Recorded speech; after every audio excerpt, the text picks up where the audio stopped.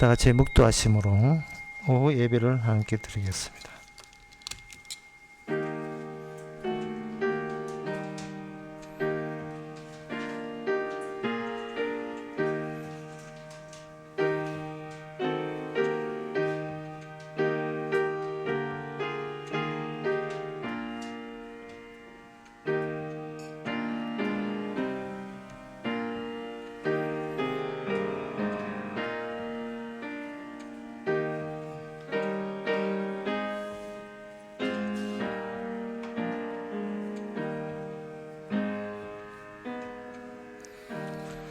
여호와는 말의 힘을 즐거워 아니하시며 사람의 다리도 기뻐 아니하시고 자기를 경외하는 자와 그 인자하심을 바라는 자들을 기뻐하시는도다.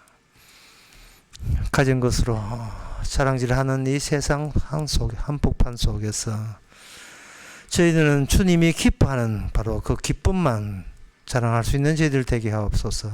예수님 이름으로 기도합나이다. 찬송가 276장 합시다.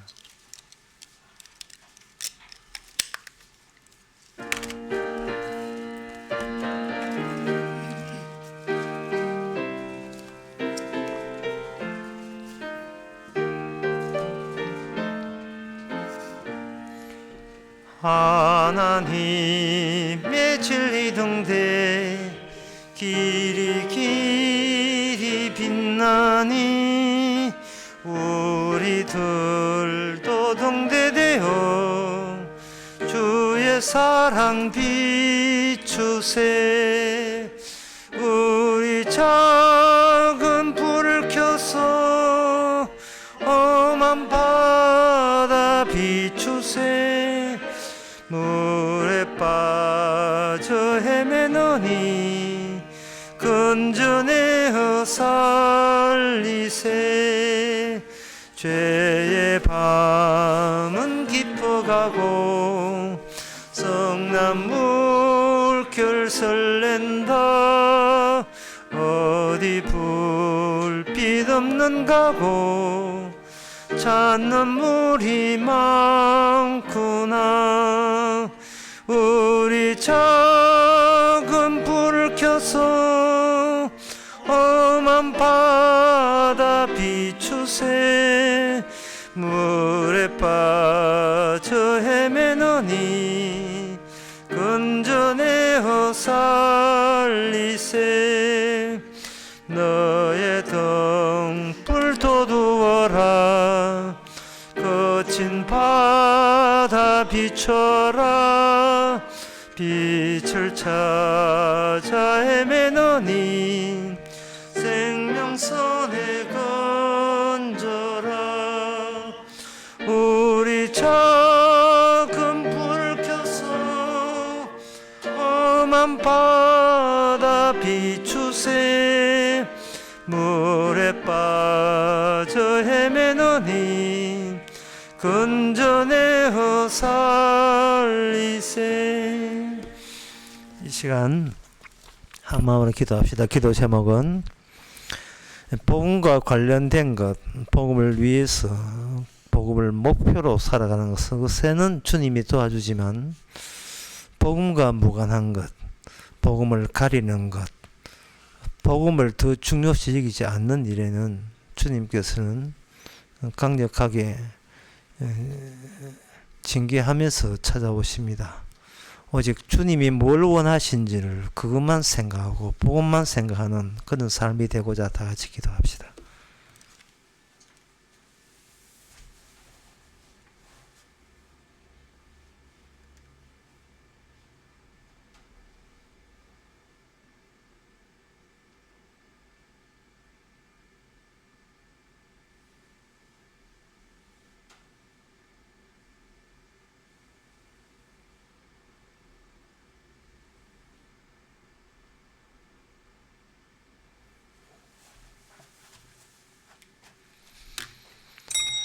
하나님 아버지, 나의 우수함과 나의 건재함과 나의 잘남과 나의 대단함만 고집하고 그것에 모든 의식이 있고 전체 살아가는 저희들. 그러나 실상은 주님은 복음 위주로 움직이고 활동하심을 저희들이 수시로 잊어버리고 있지 않은지 그때마다 늘 자신을 돌아보게 하시고 주님의 하시는 일만 생각해 하옵소서. 복음에 가리지 않고 오히려 복음을 드러내는 그것이 우리의 해야 될 일인 것을, 사명인 것을 다시 부여받는 저희들 되게 하옵소서. 예수님의 이름으로 기도합나이다. 아멘.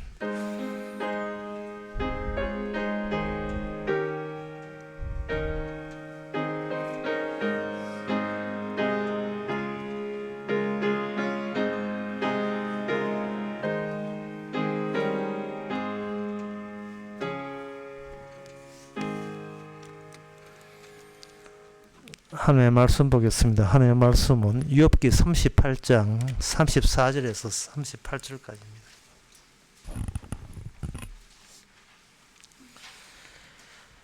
내 소리를 구름에 올려 큰 물로 내게 덮이게 하겠느냐? 너가 번개를 보내어 가게 하되 그것으로 내게 우리가 여기 있다 하게 하겠느냐? 가슴 속의 지혜는 누가 준 것이냐? 마음속의 총명은 누가 준 것이냐? 누가 지혜로 구름을 계수하겠느냐? 누가 하늘의 병을 쏟아 티끌로 진영을 이루며 흙덩이로 서로 붙게 하겠느냐? 아멘. 하나님과 더불어서 일하시는 분은 이 세상에 예수님밖에 없습니다. 인간치고 하나님의 뜻을 제대로 알아서 하나님 때로 움직이는 인간은 없습니다. 하나님 따로 인간 따로 예수님 오시기 전에까지 모든 인간들은 그렇게 살았습니다. 물론 구약 때도 하나님의 성령을 미리 받은 자들이 있어요. 선지자. 그 선지자들이 일생이 온전한 일생이라고 생각하지 마시기 바랍니다. 그들이 온전한 일생이라면 로마서 3장에 나온 말씀 의인은 없나니 하나도 없다는 말씀과 이게 배치가 돼요. 맞지를 않습니다. 물론 선지자들이 그때마다 하나님께서 관여하셔서 말씀을 전하게 하신 건 맞습니다. 하지만 그 선지자들의 행동 하나하나가 하나님의 뜻에 부합된다고 생각하시면 안 됩니다. 다윗도 하나님의 성신에 임했습니다.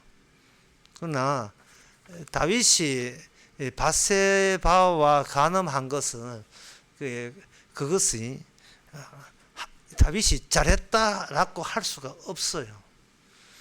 시편 51편에서 다윗은 자기의 그 행동에 대해서 선지자가 와서 자기를 지적받게 되었습니다. 그러면 다윗 여기 있고 선지자 나단 선지자 여기 있다면 나단 하나님께서 다윗의 위치를 그 순간만큼은 나단 선지자 앞에 죄인으로 내세우는 거예요. 다윗 자신도 성신을 받은 건 맞습니다. 하지만 하나님께서 일하실 때 다른 선지자에게 성신을 줘가지고 성신 받은 다윗에게 지적하도록 그렇게 조치하신 거예요. 그것은 자체적으로 나는 나로 완전하고 내 행함으로 구원받는다가 일체 이 세상에는 성립되지 않는다는 것을 구약을 통해서 보여줍니다. 모세도 마찬가지죠. 지팡이 가지고 얼마나 하나님이 일을 많이 했습니까? 그러나 모세의 한계는 바로 느보산에서 죽음으로 말미암아 약속의 땅을 보기만 했지 들어갈 수가 없었다는 겁니다. 모세가 들어가는 게 아니고 모세의 약속이 들어가는 거예요.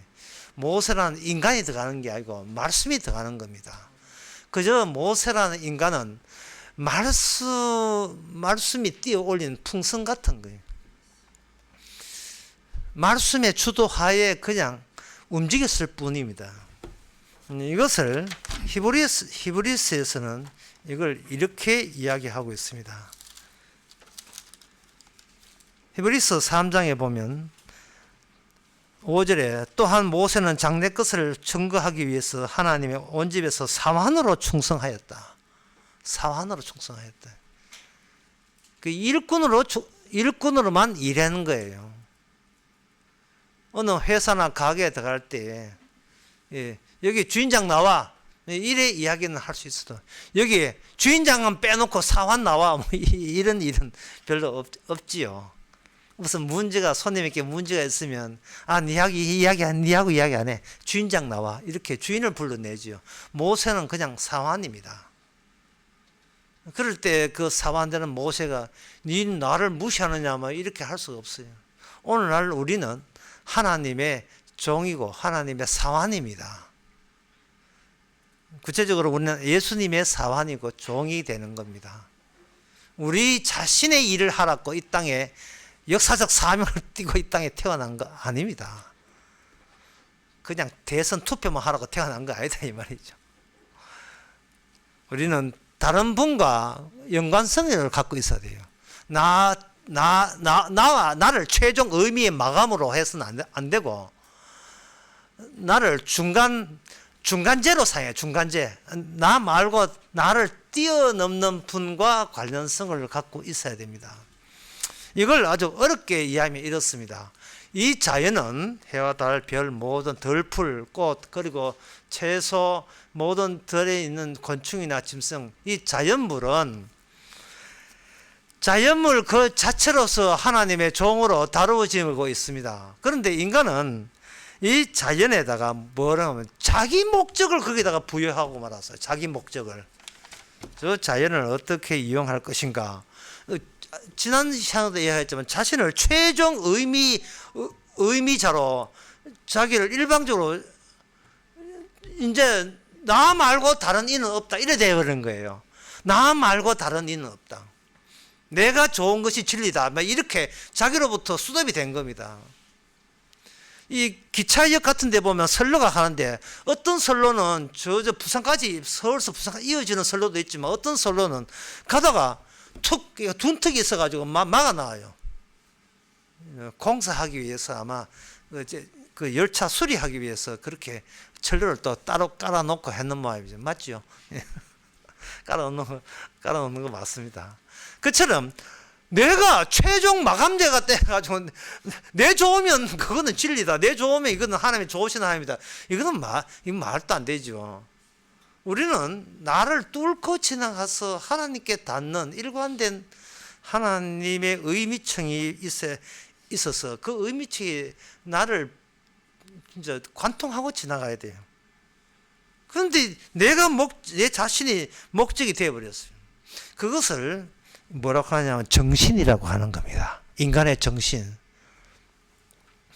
옛날부터 사람들은 신을 찾아가기 위해서 인간부터 두 개를 이 세상을 둘로 나눴어요.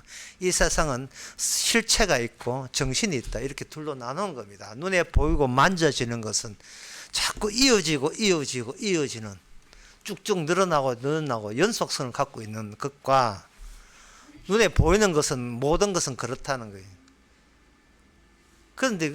그런데 그렇지 않고 또 이 세상에 있는 것은 뭐냐? 생각하는 것. 그걸 어려운 말로 사유한다 했는데 생각하는 게 이게 정신이 있다는 거예요. 그러면 인간은 뭐냐? 생각하는 것과 눈에 보이는 만지는 이 근육질과 합쳐서 이게 인간이라고 한 겁니다. 그건 서로가 서로 보면서 그건 맞네. 그거는 반박이 안 되네. 그거는 우리끼리 진리라고 해도 되겠네. 자꾸 생각하는 겁니다. 만약에 그런 말을 옳다고 생각한다면 그러면 지금 제가 던지는 그 질문에 여러분 속으로 한번 답변해 보세요. 내가 살기 위해서 할 수 없는 일이란 이 질문 자체의 모습을 갖고 있어요. 내가 살기 위해서 할 수 없는 일이란 이 질문과 내가 살기 위해서 할 수 있는 일은 무엇인가? 라는 질문과 같은 질문이 아닙니다. 내가 살기 위해서 무슨 짓을 다 하라. 내가 어떤 짓을 해도 내가 다 하리. 이 질문은 우리는 충분히 납득이 돼요. 왜? 그렇게 살아가니까.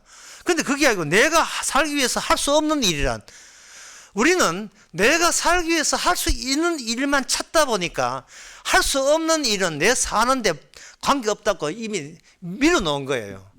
그 밀어놓은 거, 그 밀어버린 거, 내 쪽에서 치워버린 거, 그거는 바로 수집되지 않는 정보. 이 수집되지 않는 정보가 지금 수집된 정보를 진리가 아니라고 지적하고 있는 겁니다.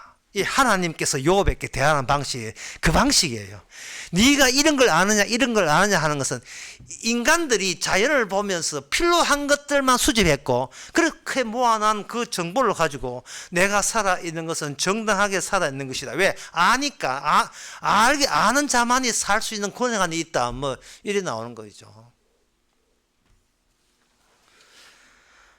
그게 그 인간 세계에서 인간을 더 이상 정신이라는 것이 일방적인 자기 목적이기 때문에 정신은 주님 앞에 인정을 받지 못합니다. 예를 들면 어떤 사람이 있는데 그 20대 30대 청춘을 돈에 속고 사랑에 울고 해가 박살났어요. 그런 사람은 굉장히 많습니다. 그래서 그 사람이 너무나 자기가 알던 뭐 예를 들어서 뭐 서울 같으면 서울에서 살아온 20년의 세월이 너무 한탄스럽고 지긋지긋 해가지고 모든 걸 관계를 아는 친척 다 끊어버리고 조그만 시골에 가서 중소기업에 돼가지고 나는 이제 세상 모른다. 난 그냥 나만 살래 하고 그 사람이 시골에 있는 조그만한 그 하청 중소기업에 취직했다고 칩시다. 그래서 작업복을 입고 아침에 8시에 출근해가 저녁 뭐 말이 6시지 뭐 잔업하고 하면 잔업하면 돈 더 안 주니까 잔업해가 돈 받으려고 하면 7시 8시 계속 잔업하면서 매일같이 산다고 칩시다. 그럴 때 자기의 과거에 가끔은 자기 과거에 생각했던 사랑했던 사람들 생각나지만 지금은 다 옛날 일이고 지금은 작업복 입고 매 똑같은 일만 할 때 본인을 과연 사람으로 간주하겠습니까? 기계로 간주하겠습니까? 이게 내가 인간이 아니고 기계구나. 인간은 기계로서 그거 난 기계에 사서 너무 좋아요. 뭐 이런 인간은 없어요. 그럼 인간은 뭘 원하느냐? 인간이 원하는 그것이 하나님이 원하는 게 아닙니다. 인간이 원하게 되면 35절처럼 되어버려요. 너가 번개를 보내어 가게 하는 그것으로 내게 우리가 여기 있다 하게 하겠느냐. 인간은 모든 관심사와 의미가 나 여기 있음을 누가 좀 이렇게 주목하고 알아줬으면 좋겠어요. 나 여기 있음을 내가 그냥 있는 게 아니라 내가 여기에 번듯하게 살아 있음을 누가 좀 알아줬으면 좋겠어요. 서울에 있는 자식이 뭐 장가 간다더만 도대체 촌에 있는 부모한테 뭐 소식도 없고 연락도 없어요. 그럴 때 부모한테는 자식이 함께 있는데 늘 마음으로 자식이 함께 있는데 서울 가서 장가 가가지고 취직하고 있는 자식들은 부모가 안중에 없어요. 그저 뭐 그 5년마다 한 번씩 보라 놔드릴까요? 뭐 보라만 놔주면 다 끝인 줄 압니다.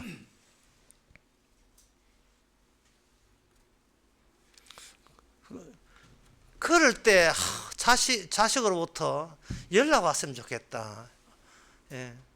어머니 동네는 뭐 산불 안 나십니까? 이 전화라도 연락했으면 좋겠다. 이 몫이 전부 다 부모가 자식한테 하지 자식이 부모부터 먼저 하는 경우는 그냥 우리 교회 빼놓고는 없습니다. 좀 부끄럽지 않습니까? 우리 교회 빼놓고는 없어요. 전부 다 자기 살궁리 바쁘게 돼 있어요.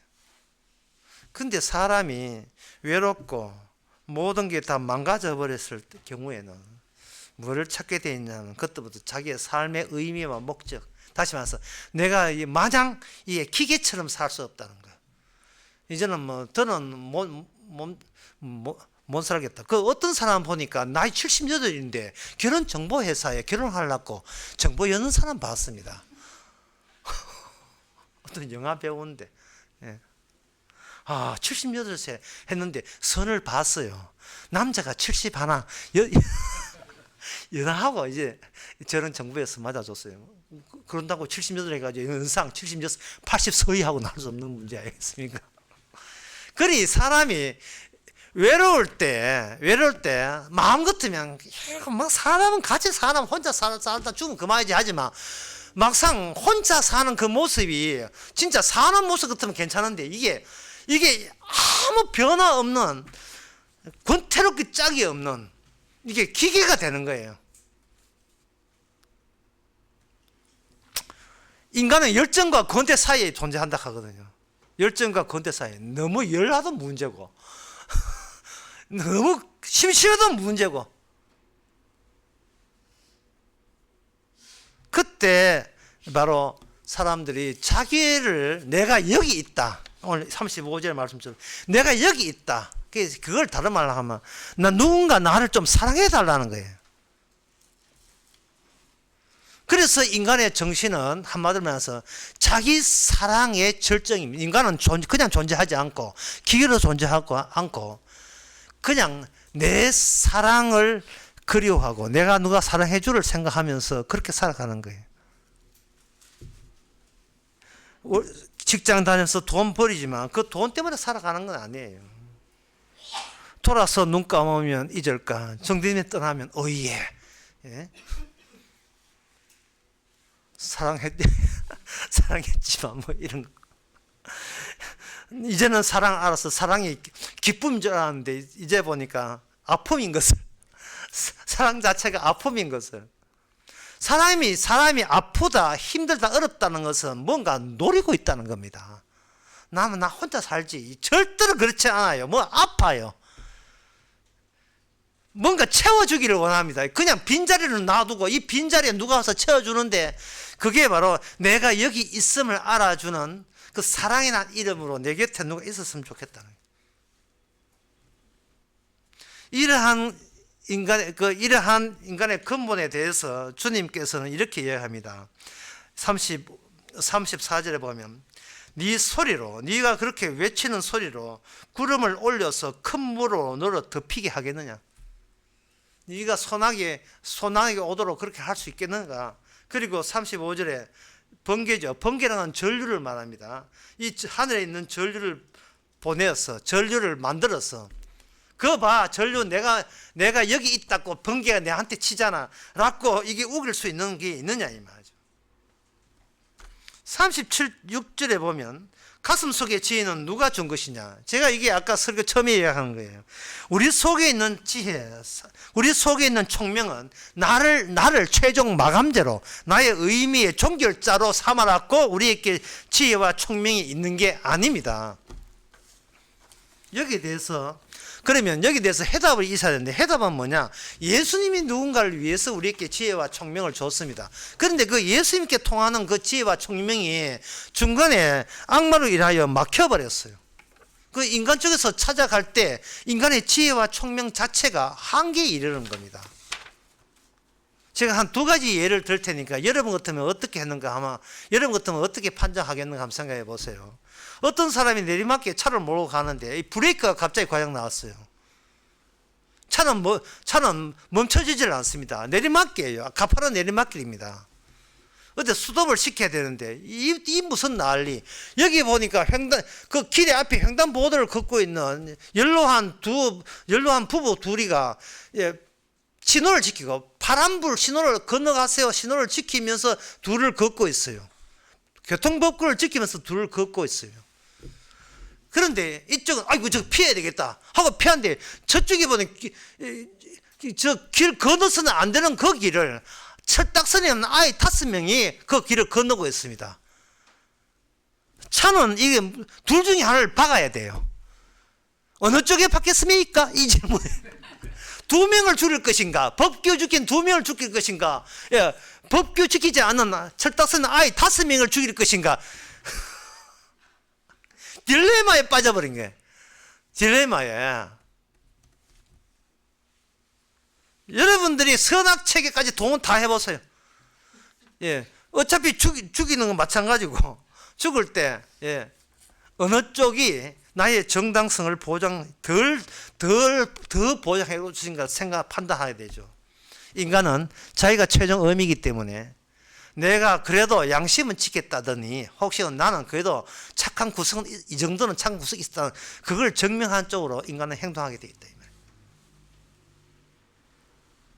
그러니까 5명 날아가는 거죠. 자기는 최선을 다했다. best do it.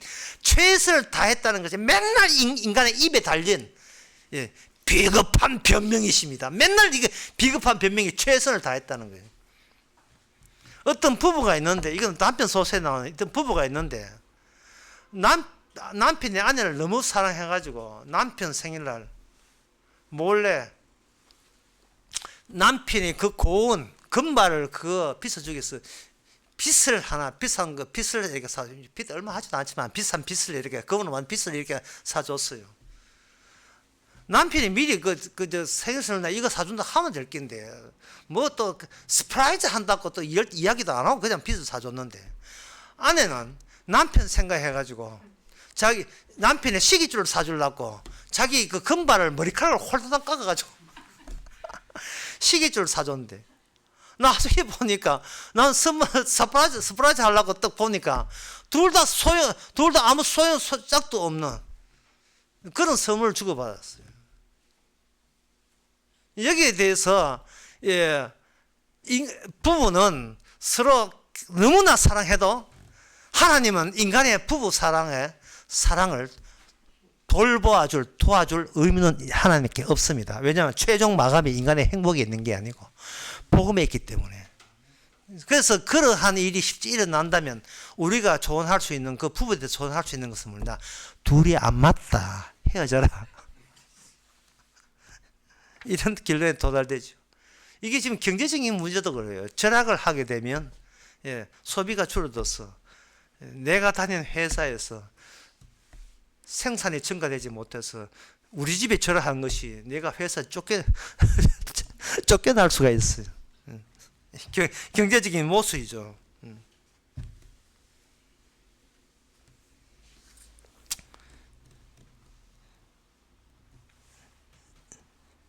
이게 바로 정제학에서 합성의 오류라고 합니다. 여러 가지 변수들을 합성해 보니까 내 의도한 취지와 다른 결과들을 낳는 거예요.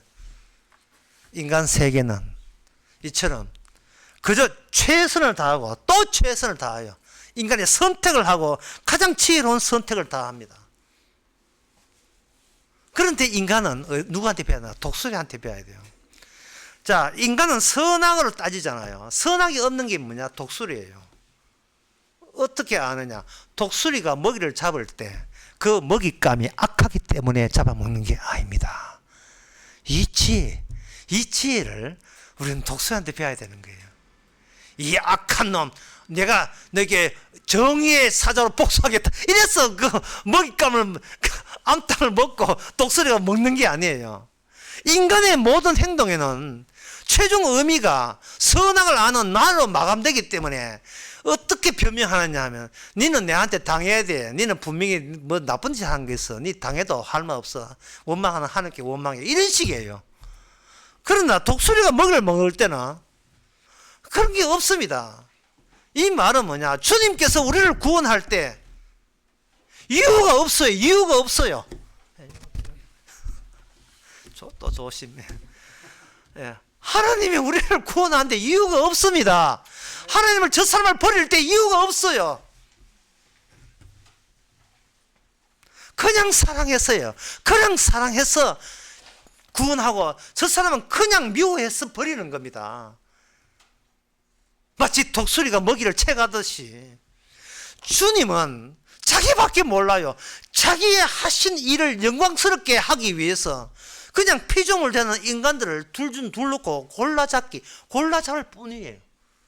너는 무조건 와야 돼. 너는 무조건 가야 돼. 이 얼마나 인간들 보기에 불합리합니까? 그 불합리하기 때문에 생긴 사건이 십자가 사건이에요. 따라서 인간들의 신들은 다 우상입니다. 원래 오늘 번개치는 이야기 나오는데, 이것이 오늘 성경에서는 번개치는 거지 하나님께 번개치는 거지만 세상에서의 번개치는 것은 그리스의 BC 600년경에 그리스의 번개치는 것은 누가 하느냐? 이 제우스 신의 주특기예요. 제우스라는 신이 있어요. 그 신의 주특기가 번개치는 겁니다. 그 제우스 신의 번개치는 그걸 가지고 그리스는 전능하신 제우스로 했어요. 번개를 못 치니까 못 치는데 번개가 일어났으니까 일어난 원인을 규명해야 될 거 아니겠습니까? 과학적으로 발달되지 않은 상태에서 그걸 규명해 보니까 뭐 과학 발달도 마찬가지지만 규명해 보니까 그거는 규명이 안 되니까 이거는 제우스 신이 심술을 벌린 것이다. 그러면 그 제우스 신은 어디서 수입된 것인가? BC 600년 이전에 천년경에 가나안 땅에 바알 종교가 있어요. 그래서 성경은 약속의 땅, 옛날부터 모든 인간의 지혜와聰明이 다 처음부터 생산되는 그 원천지를 약속의 땅으로 삼고 거기에다가 이스라엘을 거기에 들어가 살게 하신 거예요. 대조하라고, 비교하라고. 인간이 자기의 원천, 우주의 원천, 자연의 원천을 과연 인간이 지어낸 지혜와 총명 가지고 뚫어낼 수 있는지를 확인해 주는 겁니다. 이스라엘은 알아요. 그게 여호와의 하나님의 주의 이름을 위해서 세상이 만들어졌다. 하지만 가나안 땅의 원주민들은 인간의 지혜와 총명의 직결자들은 오늘 욥기에 나오는 이 이방인은 그걸 몰라요. 왜 번개 내렸는지, 왜 비가 오는지. 그럼 이스라엘은 압니까? 라고 물으신다면 이스라엘은 알아요. 시편 147편 8절에 저가 구름으로 하늘을 덮으시며 땅을 위하여 비를 예비하시며 산에 풀이 자라게 하시며 들짐승과 우는 까마귀의 새끼에 먹을 주시도다. 8절에서 9절 시편 147편. 그러니까 146편에서 여호와께 노래하며 수금으로 하나님께 찬양할지어다 이렇게 되어 있어요. 모든 흩어진 인간들의 의미를 다 치우고 그것을 이스라엘 나라에 나타나만 여호와 하나님께 모든 것을 직계시키는데 그 여호와 신약에 오면 누구냐? 바로 주 예수님이에요. 여호와라는 주가 예수님과 드디어 그 실체가 드러난 겁니다. 여호와는 주님은 예수님이 바로 여호와였어요. 주의 이름이었습니다. 그러면 하나님은 숨어있는 하나님. 그럼 예수님은 나타난 하나님. 전혀 어렵지 않지요. 그러면 하나님 믿고 예수 믿으면 되겠네. 아니죠. 하나님 믿고 십자가에 지신 예수를 믿어야 돼요. 십자가에 지신 예수를 믿어야 돼요. 왜? 그냥 하나님 믿으면 제우스 신 믿고 다른 신 믿는 거 똑같은 거예요. 동양의 신 믿고 서양의 제우스 신 믿고 여기 여호와 믿고 이 완전히 잡동산이죠. 그 잡동산이 신이 엉터리라는 걸 보여주기 위해서 불연속성 끊어짐을 이야기할 때 그는 십자가 지신 예수님이에요. 이게 사도행전에 나온 사도들의 설교였습니다. 십자가를 지신 하나님을 믿을 때 나는 몰랐구나. 내가 엉터리였구나. 나는 모든 의미를 내 행복과 내 존재함에 내 가치로 종결시켰구나. 그래서 주님께서는 복음으로 의인은 없나니 하나도 없다는 말이 이건 나에게도 적용이 돼야 되는구나. 나 의인이 아닙니다. 나는 무식합니다. 나는 나밖에 모릅니다. 라는 것을 인정할 때 비로소 그냥 하나님이 아니라 십자가를 앞장세운 십자가 지신 이유를 아는 앞장세운 그 하나님. 그게 바로 욥이 몰랐고 구약 때 몰랐던 약간은 알겠지만 몰랐던 온전하게 몰랐지만 신약에 오는 성령 받은 성도는 다 아는 이야기. 십자가 지신 그 예수라는 나사렛 청년이 바로 나타난 하나님이라는 사실을 이게 바로 지혜고 총명이고 이게 하나님과 관통된 성도입니다. 기도하겠습니다. 하나님 아버지 진리를 알았으니 이제는 더는 걱정하지 말고 당당하고 마음껏 외칠 수 있는 저희들 되게 하옵소서. 세상의 지혜에 꿀리지 말고 세상의 과학과 철학에 기죽지 말고 도리어 관통되지 않는 그들의 지혜를 꾸릴 수 있는 저희들의 십자가 지혜가 되게 하옵소서. 예수님의 이름으로 기도합나이다. 아멘. 찬송가 491장 합시다.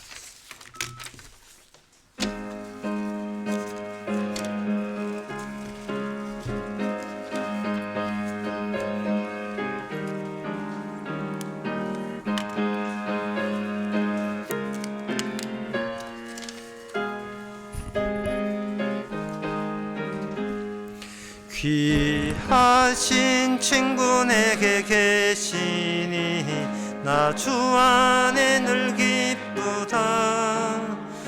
그 피가 내 죄 씻었으니 나 주 안에 늘 기쁘다. 나 주 안에 늘 기쁘다. 나 주 안에 늘 기쁘다. 주 나와 늘 동행하시니 나 주 안에 늘 기쁘다. 주 내 짐 대신 지시었으니 나 주 안에 늘 기쁘다. 그 생명 버려 나를 구했네. 나 주 안에 늘 기쁘다. 나 주 안에 늘 기쁘다. 나 주 안에 늘 기쁘다.